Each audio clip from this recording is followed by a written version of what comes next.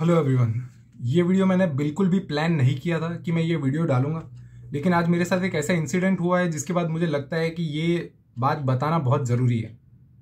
हुआ ये है कि मैं आज एक कोचिंग क्लास में मुझे बुलाया गया था एक डेमो लेक्चर के लिए, क्योंकि मेरे जो साथ में जो दोस्त हैं मेरे जो प्रिपेयर कर रहे हैं वो उसी क्लास में पढ़ने जाते हैं और उन्होंने सजेस्ट किया होगा कि हमारा ऐसा फ्रेंड है। तो फिर मेरा एक टेलीफोनिक इंटरव्यू हुआ कि अच्छा आपने इतने कम टाइम में एग्ज़ाम क्लियर किया है, आपने सारे जो है कौन सी एग्ज़ाम्स क्लियर करी हैं।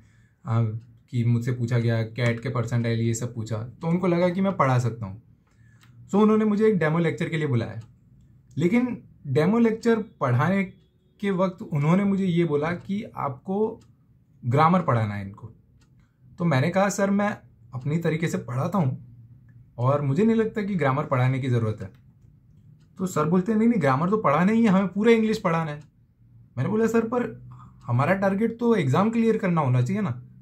मैंने बोला सर आप ये टेंशन मत लो, मैं ये जो भी स्टूडेंट्स हैं इनको मैं इतना तैयार करा दूंगा कि इनकी एग्ज़ाम निकल जाए, लेकिन उसके लिए ग्रामर ज़रूरी नहीं है सर, मुझे खुद को ग्रामर नहीं आता, मैंने ग्रामर नहीं पढ़ा और किसी भी एग्ज़ाम को क्लियर करने के लिए ग्रामर सीखने की ज़रूरत नहीं होती। मैंने बोला सर अगर इनकी इंग्लिश कॉम्प्रीहेंड करने की एबिलिटी बढ़ेगी, अगर इनकी इंग्लिश की अंडरस्टैंडिंग बढ़ेगी, इंग्लिश के साथ फेमिलियरिटी बढ़ेगी, और वो चीज़ें मैं करा सकता हूँ सर, अगर वो चीज़ें हम कराएंगे तो अपने आप इनके मार्क्स इंप्रूव होंगे। इनको ग्रामर सिखाने की ज़रूरत नहीं है।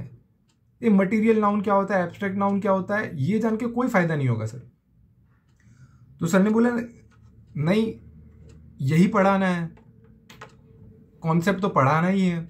मैंने बोला सर थोड़ा समझा देंगे कॉन्सेप्ट, पर मुझे लगता है कि हमारा फोकस इनकी अंडरस्टैंडिंग बिल्ड करने पे होना चाहिए, इनको ज़्यादा मार्क्स कैसे लाए जाएं, क्योंकि एग्ज़ाम निकालना ये स्कूल नहीं है, यहाँ तुम इंग्लिश सीखने नहीं जा रहे हो।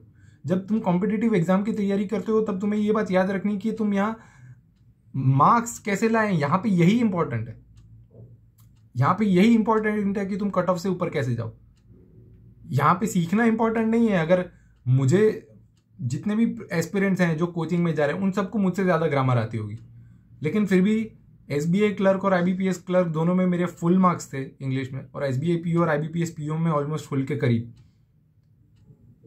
कैट के इंग्लिश सेक्शन में 98 परसेंटाइल स्कोर करने के बाद भी मैं ये बोल सकता हूँ कि, और मैं ये एकदम सच बोल रहा हूँ कि मुझे ग्रामर नहीं आता है, और मुझे नहीं लगता है कि किसी एग्जाम को क्लियर करने के लिए ग्रामर, आप खुद ही सोचो ना यार, जब आप खुद ही सोचो, आप जब पहली बार गुजराती या हिंदी, मैं गुजराती हूँ, अगर आप हिंदी भाषी हो या मराठी हो, तो आप जब पैदा हुए तो जैसे आपको हिंदी, अगर आपकी जो लैंग्वेज है वो हिंदी है, तो आप पैदा हुए तब आपके मम्मी पापा ने आपको क्या सिखाया? कर्ता ने, कर्म को, व्याकरण सिखाने बैठे थे ऐसे वो आपको? नहीं, उन्होंने आपको भाषा की अंडरस्टैंडिंग, उसके वर्ड्स, उसकी वोकेबुलरी, ये सब सिखाया। तो मैंने सर को बोला कि सर हम उनको वर्ड सिखा, वोकेबुलरी कैसे बिल्ड करनी है, मैं उनकी क्या बोलते हैं रोज रीडिंग कॉम्प्रिहेंशन, ये सब चीज़ें जो मैंने एक बनाया था प्लान, मैंने बोला सर कि ये इन चीज़ों से हम ये डेवलप कर सकते हैं, उनकी अंडरस्टैंडिंग डेवलप कर सकते हैं, हमको ये ग्रामर थोड़ा थोड़ा बता देंगे, ज़्यादा पढ़ाने की ज़रूरत नहीं है। उन्होंने बोला नहीं ये सब कराने की कोई ज़रूरत नहीं, और ये सब कराओ तो भी हमें कोई फ़र्क नहीं पड़ता, तुमको उनको ग्रामर ही पढ़ाना है, इंपॉर्टेंट मतलब तुमको ग्रामर पर ही फोकस करना है। मैंने बोला क्यों सर? तो फिर उन्होंने बोला कि अगर आप ग्रामर नहीं पढ़ाओगे तो उनको लगेगा कि रोज एक की एक चीज ही हो रही है, और जब आप कोचिंग में पढ़ाते हो तो आपको ये देखना है कि 2 घंटे निकालने कैसे हैं। तब मैं इतना शॉक हो गया कि मैंने सर को मुंह पे बोला सर मुझे लगा कि यहाँ आने का मेरा मतलब ये है कि मैं इनकी हेल्प करूं एग्जाम क्लियर करने में, इनके 2 घंटे निकालने में नहीं। अगर मैं वही चीज 1 घंटे में, इनका तो 1 घंटा बचा ना, वो बोलते हैं नहीं तुम टाइम पास करो आधा पौना घंटा, इससे हमें फर्क नहीं पड़ता, तुमको 2 घंटा पढ़ाना है, और उन 2 घंटों के अंदर तुमको ग्रामर ही पढ़ाना है, कॉन्सेप्ट ही पढ़ाना है, क्वेश्चन थोड़े बहुत करा लो पर पहले तुमको कॉन्सेप्ट ही कराना है। तो भाई मैंने हाथ जोड़ लिए, मैंने कहा सर आप किसी और फैकल्टी को रख लो, और जिस कोचिंग की मैं बात कर रहा हूँ वो उनका मैं नाम नहीं ले सकता, लेकिन वो बहुत बड़ा नाम है उनका, और उनके बहुत क्या बोलते हैं पूरे इंडिया में ब्रांचेज हैं, कोचिंग क्लासेज हैं। तो अगर आप लोग कोचिंग जा रहे हो तो प्लीज़ इस चीज़ को समझो कि इंग्लिश लैंग्वेज में मार्क्स स्कोर करने के लिए ग्रामर सीखने की ज़रूरत नहीं है। जो रीडिंग कॉम्प्रिहेंशन आप कर रहे हो कैसे करोगे? अंडरस्टैंडिंग से, फेमिलियरिटी से, वोकेबुलरी से। जो आप सेंटेंस रीअरेंजमेंट करने की बात होती है वो आप कैसे करोगे? अंडरस्टैंडिंग से, कॉम्प्रिहेंडिंग एबिलिटी से, फेमिलियरिटी से, वोकेबुलरी से।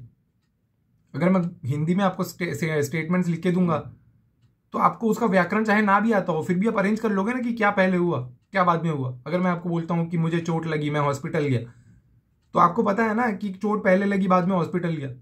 अगर आपको समझ आ रही है कि लिखा क्या है, वो अगर आपको समझ आ रहा है तो फिर ग्रामर की जरूरत नहीं है। और बेसिक ग्रामर तो ऑफकोर्स अंडरस्टैंडिंग के लिए इंपॉर्टेंट है, लेकिन वो बेसिक ग्रामर तो करना ही, पर इनका फोकस पूरा का पूरा ग्रामर पे ही है। और अगर आप कोचिंग क्लास में जाते हो जहां पे रोज आपको ग्रामर पढ़ाया जाता है, तो ऐसी कोचिंग क्लास में जाना बंद कर दो। आर्टिकल, एब्स्ट्रैक्ट नाउन, ये सब पढ़ के किसी का सिलेक्शन हुआ भी नहीं है और होने वाला भी नहीं। अगर किसी को ये आता भी है तो भी उसका सिलेक्शन इसकी वजह से नहीं हुआ है, उसकी इंग्लिश की अंडरस्टैंडिंग की वजह से हुआ है। बस यही बताना था। तो मेरे को दुख हुआ कि मुझे बाद में ये बताया गया वहां पे कि सर हमारा गोल ये नहीं है कि इनका एग्जाम क्लियर हो जाए। ये बताया कि हमारा गोल ये है कि आप वहां पे 2 घंटे जाके आप स्टूडेंट के फेवरेट टीचर बनो, उनको एंटरटेन रखो, उनको क्या बोलते हैं, उन्हें कॉन्सेप्ट पढ़ाओ, ताकि उन्हें ऐसा लगे कि उनको रोज रोज नई चीज पढ़ाई जा रही है। और मुझे ये चीज समझ नहीं आई। मैंने कहा कि कोचिंग का गोल तो मुझे लगता था कि ये होता है कि बच्चों की एग्जाम क्लियर करानी है। तो भाई मैंने तो हाथ जोड़ लिए, मैंने कहा सर मैं तो वैसे भी प्रिपरेशन कर रहा हूँ यूपीएससी की।